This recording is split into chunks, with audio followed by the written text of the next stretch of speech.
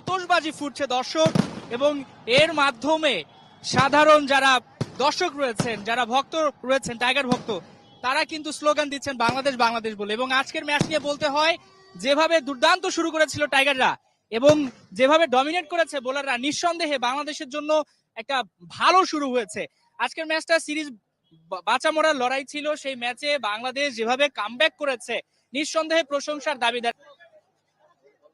Series বাঁচা মরার ম্যাচে বাংলাদেশ অনেক বড় একটা জয় পেয়েছে। নিঃসন্দেহে টাইগাররা যেভাবে আত্মবিশ্বাস ফিরে পাবে এবং দর্শকরাও জয় নিয়ে হাসি মুখে বাড়ি ফিরছে। আগামী যে ম্যাচটা রয়েছে অর্থাৎ 9 তারিখ সিরিজ নির্ধারণী ম্যাচ, সেই ম্যাচটাতে বাংলাদেশকে জিততে হবে এবং নাজমুল হোসেন শান্ত 3 ফরম্যাটের ক্যাপ্টেন্সি পাওয়ার পর এটা প্রথম জয় এবং একই সাথে তিনি 50 তুলে নিয়েছেন।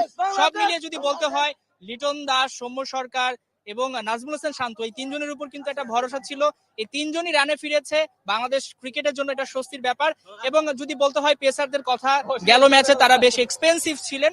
আজকের ম্যাচে আমরা যদি বলি, শুরুতে শরীফুল ইসলাম তিনি মেডেন ওভার দিয়ে শুরু করেন, যেটা বাংলাদেশের শুরুটা বেশ ভালো এনে দেয়। এবং আমরা যদি ডেথ ওভারের কথা বলি, সেই সময়টাও পেসাররা দুর্দান্ত করেছে। লঙ্কানদের খুব অল্প রানে আটকে দিয়েছে, মাত্র 43 রান করতে পেরেছে শেষ 5 ওভারে।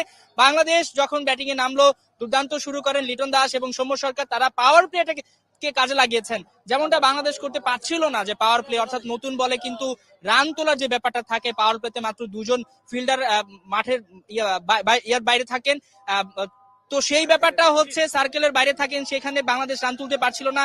রান তুলতে পেরেছে, 68 রানের একটা ওপেনিং জুটি হয়েছে। দিন শেষে বাংলাদেশ জয় পেয়েছে এবং